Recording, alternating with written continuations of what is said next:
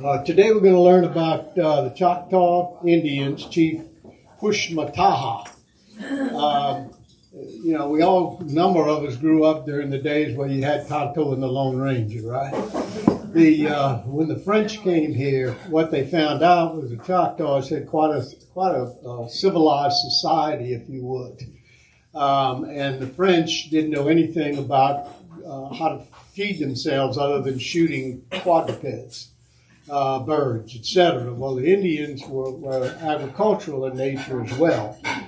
So they taught the French how to grow crops in this area and how to survive with the agriculture. So that's just a brief introduction to what these ladies are going to share with us today.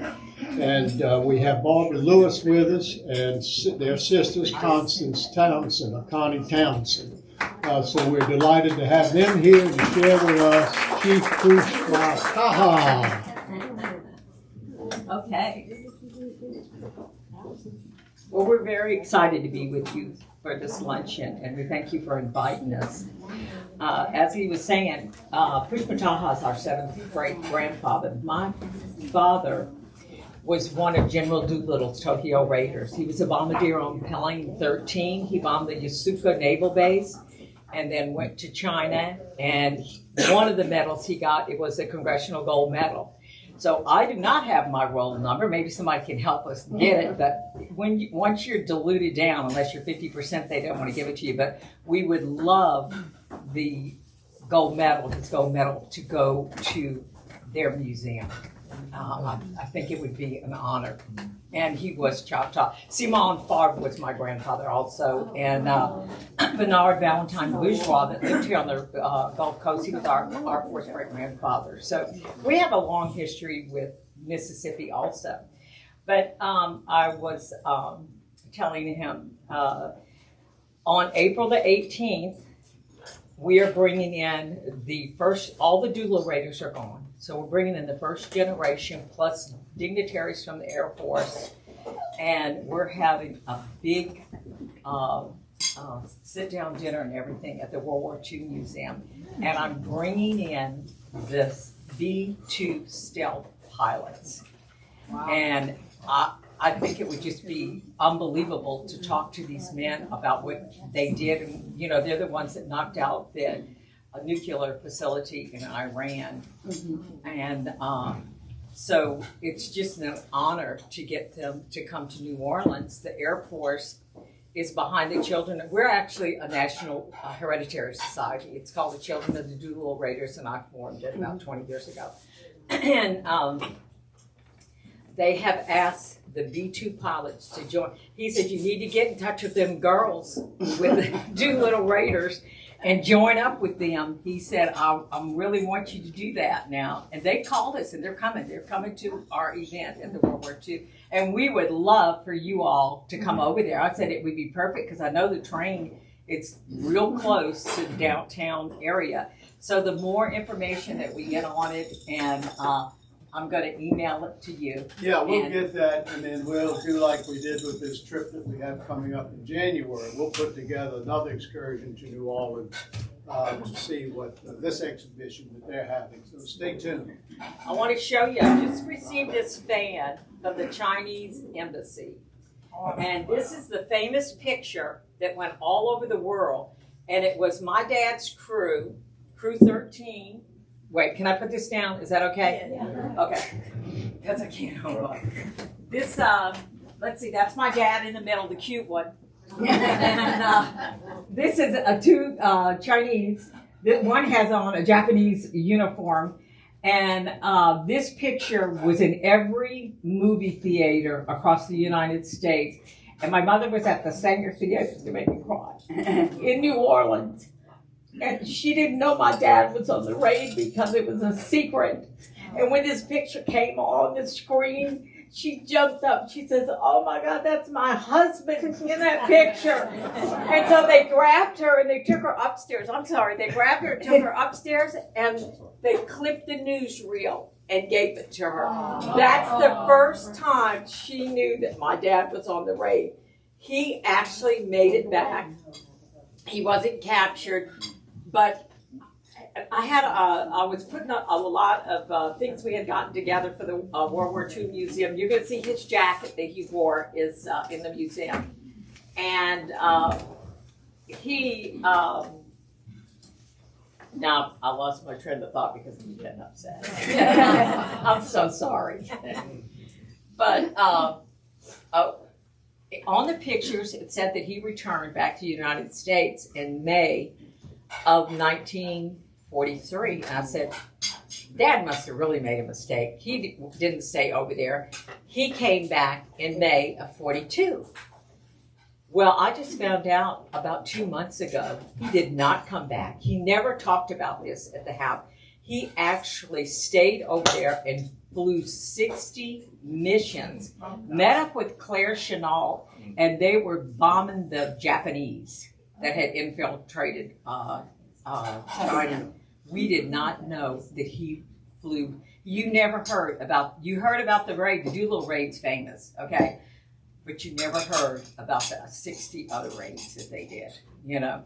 So the children of these members, there were 80 men on the airplanes. The children are coming to the World War II Museum in April also. And I think it would just be an opportunity for you all to be able to speak with the children about their father's experience, what plane they were on, what they bombed, and to meet up with these B-2 pilots. I can't wait till they get here. I find it very exciting. The B-2 pilots, they're with the 95th bombardment. And during World War II, some of the planes that the Raiders used were from the 95th, and also a few of the pilots. So they feel very connected to us because they're in the 95th. And so that's how we're meeting together, because there's been 2 missions. One was the Doolittle raid over Japan, and the other was the Midnight Hammer mission on Iran. So that's how that came together.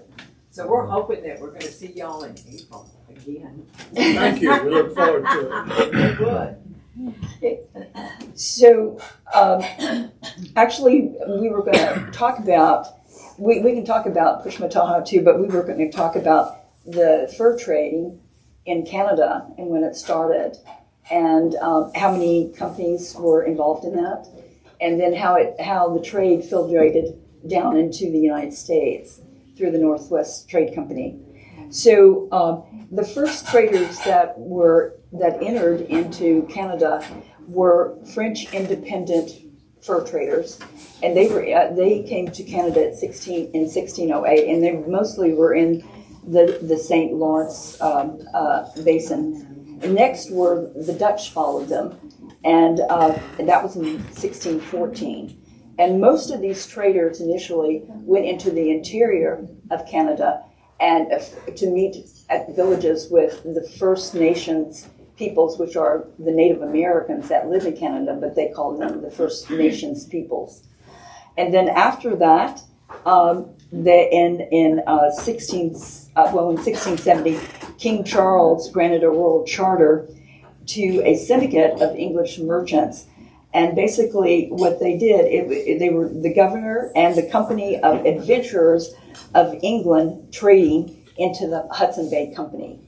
And what they decided at that time is they would build posts at different areas where the indigenous people would come to them, trade their furs for supplies that they had, like pots and pans, iron tools to work with in their village or whatever.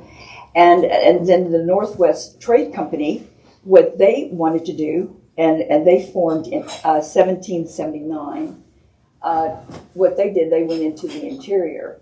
And their furs were much more healthier because it was a colder atmosphere, and the pelts were much heavier and at better quality. And so the Northwest Trading Company lasted from 1779 to 1821, and it merged with the Hudson Bay Company, and that was in 1821 when they merged. And then they became like one of the most powerful trading companies in the whole area. And then the Northwest came down into the United States, and then they traveled over to California and up California to Oregon and to an area called Astoria, which were actually named after the Astors that were actually in the trade business also. Connie, do you want to show some of the Northwest? Sure. Absolutely. And a lot of these necklaces were made by silversmiths in Canada, and they were brought to the United States, and they're very, very old. They're about a couple of 100 years old. If I stand close to her, can you hear me? Or do I have to hold? From here, Okay. All right. One of the things also is what they would do. The men that were trapping these furs and stuff, because you went from different Indian territories, they put out, it's called a safe passage medal. Has anybody ever seen a safe passage medal? No. Okay, that's why I brought them. This is what they look like. I brought 5 of them, but you can come up here and see them afterwards. Like this says, Erie Safe Passage Medal. So if you were up by Lake Erie in that territory and you were hunting and the Indians captured you so they wouldn't kill you, you would have this around your neck. This one says HB, Hudson Bay Trade Company, and it says Passage Safe, just the opposite. Iroquois, 1804. So if you were in the Iroquois Nation, you had this, they're asking the Indians not to kill these trappers. So as you went through each one, could be Mohawk, could be anything. But anyway, I think that they were very interesting. This was another thing too. The women had long hair. They said the Indian women were some of the French people, when they came over and they saw these Indian women with this long hair to the ground about, they couldn't believe them. They said they're the most gorgeous women they've ever seen in their whole life. Well, I said, yep, they're from Mississippi, they are. But this is some of the pins that they would use in their hair. These are made out of bone. And then they would carve them. And when I bought these pins, somebody called me on the phone. I don't know how they find me, but they do. Anyway, they said, look, Connie, I've got, and they were full of sand, these pins. So they said, I've got some bone, handmade carved bone pins that their women wore in their hair, hold their hair, the Indian women. Are you interested in it? I said, well, of course, I'm interested in everything. Send them, you know. But now, and a lot of people don't know this, and they wonder, well, where is it? Your silversmiths were in Montreal, like she said, Montreal and Quebec. So if you had any silver pieces that came out or were made, they were not made in the United States, they were made in Canada. And what happens is, and you'll see this when you come up, see, like this says, this is a wonderful piece. This says Montreal, and then they'll have the silversmith, the RC, that's Robert Cruikshank, okay? And then each one of these little beavers has the same thing on it. Hudson Bay, their stamp, it's really beautiful jewelry. Robert Cruikshank in Montreal. Now, when I used to go to the National Hereditary Societies in Washington, I would wear these with my cocktail dress. And they'd say, what do you have around your neck? I said, this is a necklace they only gave to Indian chiefs. They either had beavers on them, turtles, fish, and I've only seen one necklace with the eagle fledgling on it. See, that's what they used to call Pushmataha, the eagle. And when I saw that, I said, well, you have got to come home with me. So I've got the eagle fledglings. I've worn that too. But how do you like that? I mean, I think it's beautiful, isn't it? And then the beads, all the beads were made in Europe, except for some of the shell beads, like the wampum which was a purple and white, or you had your spiny oyster, which is this color, the orange color. They were made in Europe, and then they brought them to the United States. Now, and I've heard some people say, "Oh, the Indians traded Manhattan for beads." Well, it's a little bit more than that, because some of these beads, like I have these on for a reason. An old Indian trade bead, none of them are alike. This is from 1550. 1550, excuse me. These actually came out of Peru. I had a doctor from Washington that called me and he said, "Connie, I can get these chevron beads. This is a 7-layer handmade bead, each bead. It took me several years just to collect enough of this size to put this necklace together." Now, this, I know you can't see it, but they only know where 3 of these medals are in the United States. There were 12 made by George Washington. They are not made by machine. They're handmade because they didn't have the capability of doing machine-made medals. He did 12 of these, and the Indian scouts that scouted for him during the American Revolutionary War, these were all given out in 1793 to 12 of the scouts. And then it has George Washington on the front, and it has the eagle on the back, and the 13 states and the talon. It's absolutely beautiful. In fact, I married my second husband, and this was my jewelry I wore. I thought it was wonderful. Nobody knew what it was, so neat, you know. Now, this piece, you know, the Spanish occupied New Orleans before the French occupied New Orleans. So it was really, should have been, not the French Quarter, it should have been the Spanish Quarter, but that's not the way it was. So when the ships went down because of the hurricanes, because the ships went down, this is one of the coins off of the ship that was supposed to pay their debt. And it just so happens that the divers, I had a marina I lost for Hurricane Ida. I had it for 48 years. And they ate in the restaurant. The divers from Lomcom, the scientists, they came in and they said, "Connie, we just pulled up this ship and the coins on it are Spanish, and this was the ship that was supposed to pay the bills when the Spanish couldn't pay it anymore." And then they became the French Quarter. But this was it, so I keep this close. Anyway, let's see. Now, on these, like this, now, I know it looks ugly, but I try not to polish these. Only the ones I'm wearing with cocktail dresses that I'll polish them up a little bit, you know.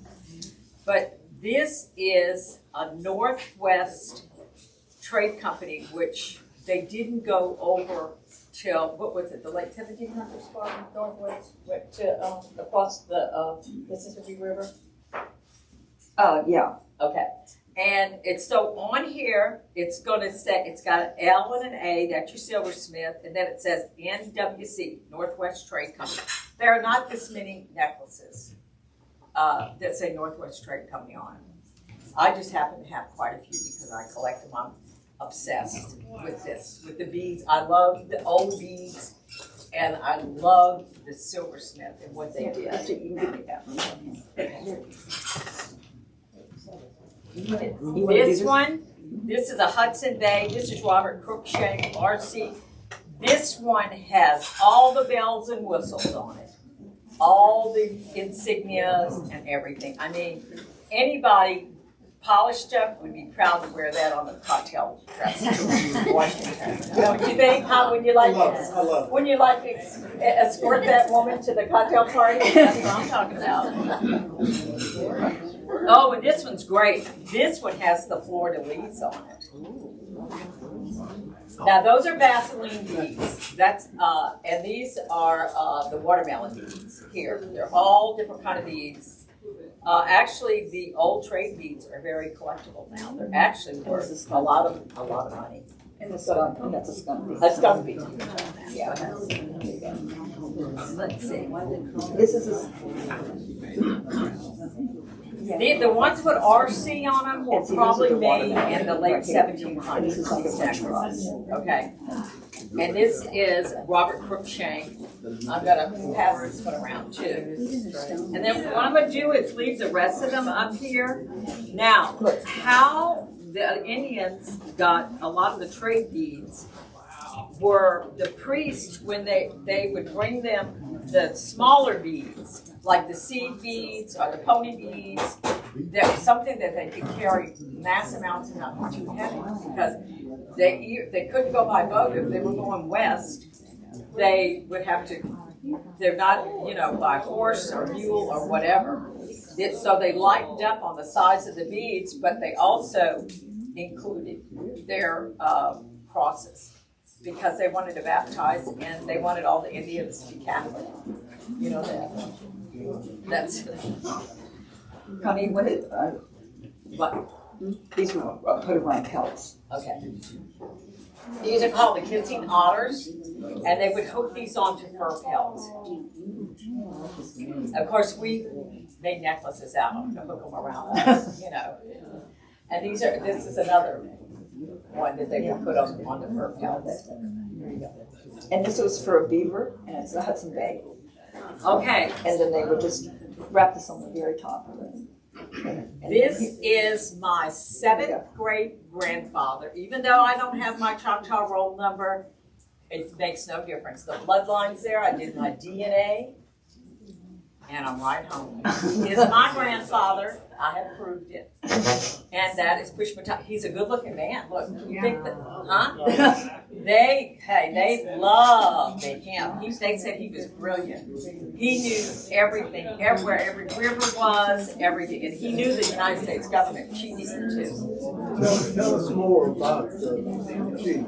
The chief? Yeah, could you tell us more about him? Well, there were 68 tribes. I think there were 68 villages of the Choctaw in Mississippi.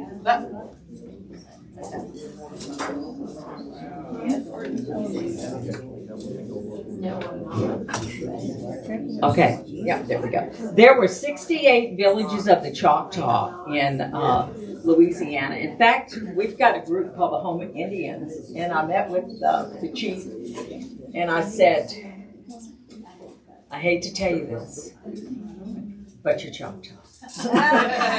She says, no, you want us to be Choctaw. I said, no, I don't want you to be Choctaw because you have the attitude. I said, I'm telling you, you got the name the Houma Indians because it was on the right descending bank of the Mississippi River, and it was called the Houma Landing.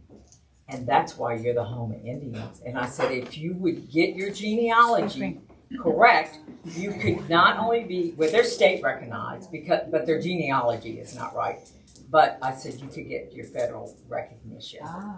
But they had, and just like in Biloxi, you had the Sioux Indians were in Biloxi. And so, I mean, you have a lot of history with the Indians, but he used to go to Washington. They loved him. Everybody liked Pushmataha. And then Simon Farr, who was my 6th great grandfather, I'm sorry, he was the interpreter for Pushmataha. So there's a lot of history here, with our family concerning the Choctaw Indians. When did what is his birth, death? He was born in, let's see. They don't know. No, he says my father was the son, my mother, he doesn't want to tell you where he was born. But anyway, he died in 1824. I can tell you that because I went to Washington and found his grave. He's buried in the Congressional Cemetery. Yeah, so Andrew Jackson wanted to he really wasn't his friend, but he helped Andrew Jackson become president of the United States by what he did. When Fort Mims killed those 250 people, that was the Creek Indians. You know who that is? He went in there at night and attacked the Creek Indians and got them under control for the United States government. Then he went down and took back a city in Florida, and then he came over and he fought the Battle of New Orleans. Now, see, another thing, you ask him at the Battle of New Orleans, I went down there, I said, how many the Choctaw Indians were here. 17. I said, come on. Do you think that a most famous Indian chief of all time besides Cochise and, a few of those, I'd say came with a group of 17 warriors? How about 600 and something warriors? That's what he traveled with. Okay? So let me tell you what he did. He went in the night before they were going to have the Battle of New Orleans, and he attacked the British at their campsite. He went through the marsh. And how they knew it was the Indians, because none of them had gunshot wounds. They all had axe and knife.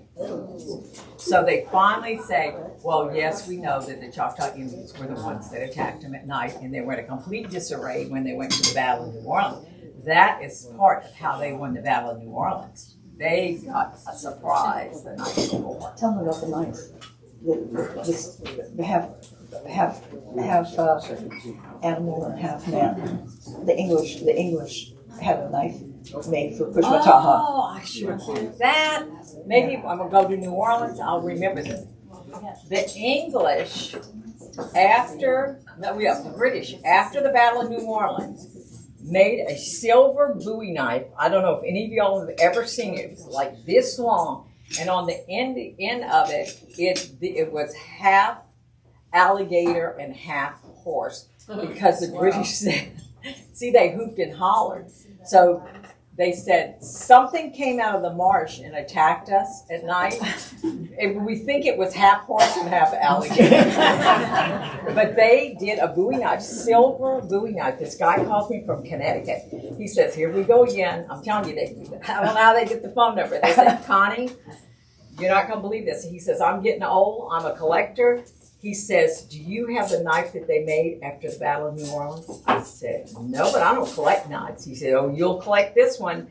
I said, well, tell me about it. So he did, and sure enough, 2 weeks it was in my house with everything else.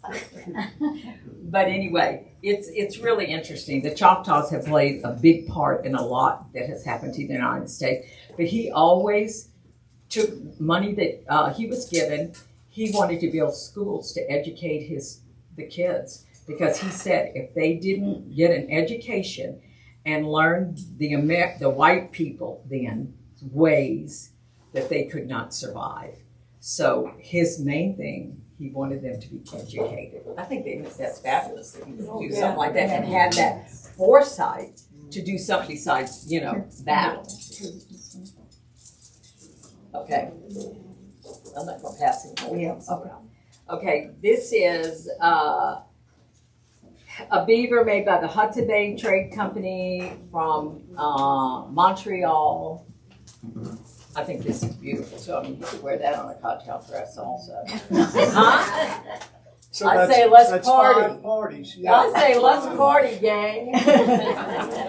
Okay, so that's Pushmataha. If you look at his crown that he has on, it's very crude and very simple. I got a phone call from Alabama, and they said, I've got a crown, but I don't know where it goes. And I said, well, what does it look like? And so they took a picture of it. I'm looking at that picture. I got him in my bookcase. I said, gosh, that looks like the same crown. I said, send it to me. I said, maybe he lost it. I don't know. But anyway, this is actually all silver, handmade, and they would give these crowns to the Indian chiefs. And I know that he got one because they painted one on his head. Now, this is a collar that was given to the Indian chiefs, and they put their medal. This is a George Washington medal. They put, and you can see it plainly, they put the medal at the bottom of it. This is the collars that the chiefs would wear. I don't know if y'all have you ever seen a collar? No. It's not too clean, but it's here. That's what it is. It's here. Yes, Connie, also you want to talk to just one more thing I want to tell them too is I went to the Congressional Dedication. no, the cemetery. Oh, yeah. And the guy told me that they did not bury blacks, and he didn't say Native Americans. He said Indian. So that's why I'm using the word Indian, because they were Indian. That's the way they were called. Okay. They did not bury blacks and Indians with the people in the Congressional Cemetery. But your grandfather is up in the front of the cemetery. And he said Andrew Jackson put him there, and he got the same burial as, well, he was a Brigadier General. Could you imagine being a Brigadier General in the United States Army under Andrew Jackson, and you did not speak English? You had to have an interpreter.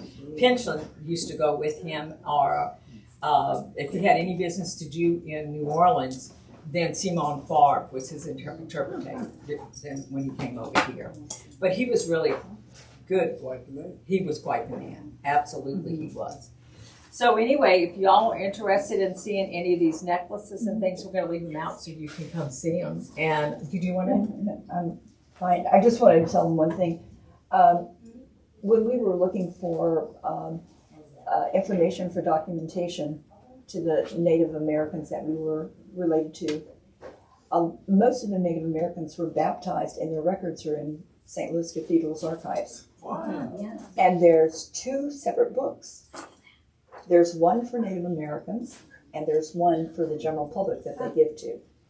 And so we were lucky enough because someone who became a lawyer, and he used to work for Connie. No, they didn't work for me. He did. I thought He did. fished down there. He had a Oh, camp. fish, I had okay. a marina and a charter Yeah. boat service for 48 years, and I lost it for Hurricane Ida. Well, this lawyer used to come eat in the restaurant at night, and he became a priest. So when he became a priest, I had a chalice that was from Italy from during World War II, and it had silver. It was so gorgeous. So I sent him. He's over by Lafayette in that parish, and I sent him that chalice as a gift for becoming a priest. So he said, I said, I need you to do me a favor. I said, I need some original birth certificates, but I want the name that's supposed to be on them. In other words, if it says, like, Alexis Favre's wife's name was Cuna, C-U-N-A, which isn't Choctaw, that's actually Cherokee, Cuna. It took me a long time to find that out. So, but they went back and forth. So I said, if it says that she was Indian, that's what I want on that certificate. So he says, write down the certificates you need, and I will get them with the original writings on them, which he did. Because now, if you do it, they don't say that they're Indian, or they can't. You're just a name. But Because of the civil rights movement. yeah, right. Yeah. It's all changed now. But anyway, So we have those originals and who their grandparents are. so if y'all are looking for some relatives, you might still find them. So good. Yes. I feel like I've been at the Antique Roadshow. What would be the total value of the things that you just passed around here? To tell you the truth, I don't know, because some of the necklaces you can't even get. Beads have gone up so much. Some of the beads that you can't find, and I must have 200 or 300 necklaces. I mean, I've been collecting them for a long time. I can remember a guy calling me from Nebraska, and he said, Connie, you called me a long time ago, and you were looking for Northwest Trade Company necklaces. I said, yes, I was. He says, I'm selling my whole collection. I'm calling you first. I said, well, you're not going to believe this. I went to the casino last night, and I won $12,000. So I'm going to buy $12,000 worth of necklaces from you if you take a picture of them and send them to me right now. Wow. And I did. Was it a Choctaw casino? Huh? No, it wasn't. It was in Vicksburg. Hid in Vicksburg. I'm just lucky. What can I say? Some people are lucky and some aren't. So I'll tell you a little story about my dad, too, right before. My dad had never bailed out of an airplane. Okay, so he's going over here to bomb Japan. He doesn't know what's going to happen to him. They're supposed to light up an airfield. They didn't light it up. The plane crashed. They had bad weather. They had a headwind and they needed a tailwind. So they were burning more fuel and they didn't have enough fuel. So he said, you know, this is really a sad end to a day, guys, because you know when this plane starts sputtering, we're going to be dinner for a shark or barracuda. He said, this is over, so we need to say our goodbyes to everybody. They didn't know where they were. The weather was so bad, all they had was a compass inside their jacket. And he said he said they didn't know. They couldn't see the sky, they couldn't see the ground, they couldn't see anything. Luckily, see, here it goes. I said, what happened? He said, the hand of God pushed us 100 miles in, and we only had to go another 100 miles to meet up with Colonel Doolittle, who thought he was going to jail because he wasn't supposed to be on the raid. They told him they didn't want him to go on the raid because he was too valuable for it was the Army Air Corps then. It wasn't the Air Force. It didn't become the Air Force till later. So they said, you are too valuable. We don't want you on the raid. And he says, these men need a leader, and I'm going to be on plane number 1.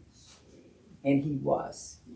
And I've got pictures of him, hold this big, that are this big out of the original camera of him standing by his crashed airplane telling his guys that he's going to jail. And they said, I don't think you're going to go to jail. I think you're going to be a hero. He says, no, I'm going to jail. Y'all can go About visit the us. shoelaces. Oh, they had a northern bomb site. I don't know if y'all have ever. Yeah. So anyway, Dad didn't want it. And he was trained for that and maintenance, but had to do with the pilots and stuff. That's how he got on the raid in Columbia, South. They sent him to Columbia, South Carolina. And he said, when I got there, he said they didn't have any buildings.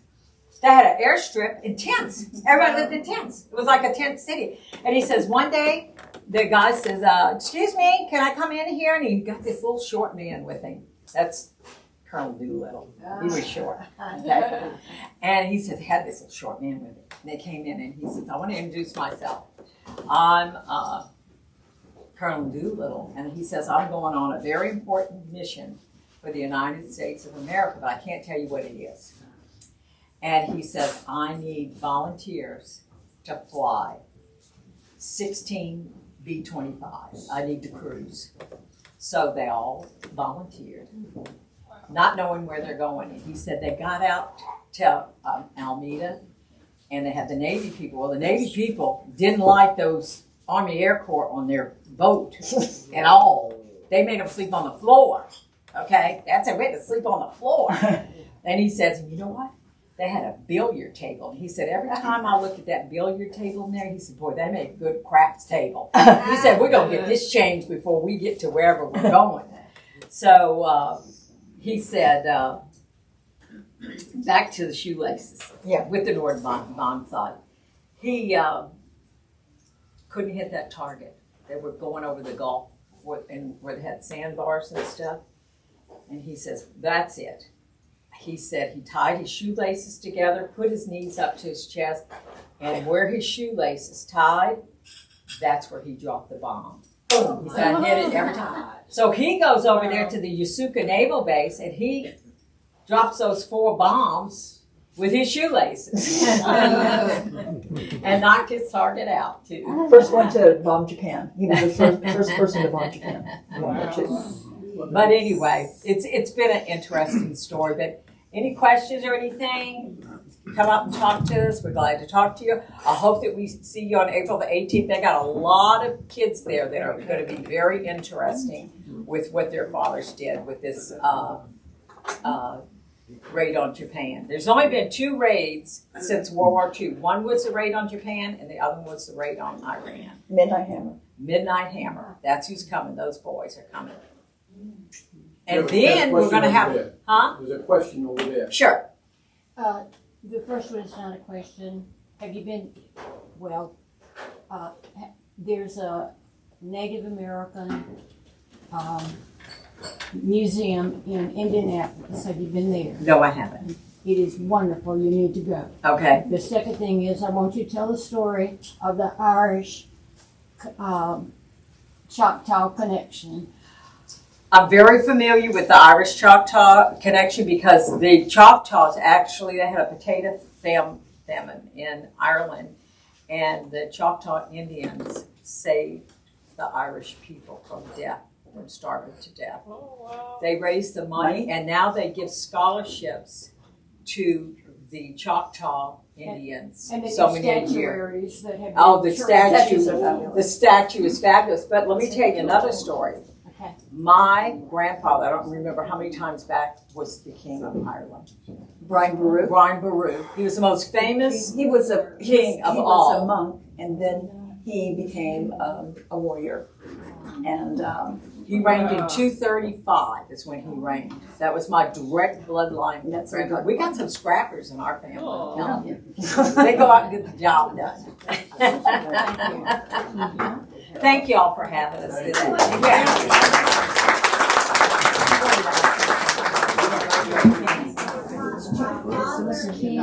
Keep working on that genealogy. I'm sorry, we can't.